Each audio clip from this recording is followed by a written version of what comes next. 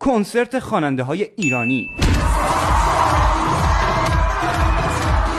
آقا اینو نخون برادر، این مجوز نداره.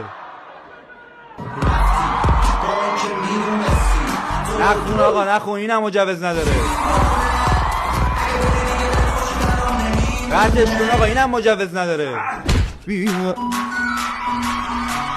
چیکار داری میکنی همین؟ تام بکن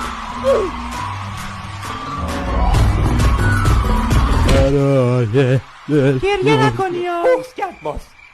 من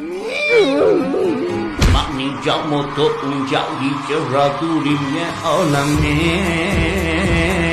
اینجا بی تو صرف کل من. دوستان عزیز لطفاً فحش ندید، شهروند تبرم خودتونی. بابا عاشق من دیوونه کردن من تو میگفت فقط بده تو صورت من، مجبور نشم به فرمان بدم این کنسرت قبلی. دیوونه کردن من تو. الله آقا رضا توجیه اوکیه، برو بریم. شب و بیدار این بر کدوم بر شب راه پایین. خب چیکار کنم؟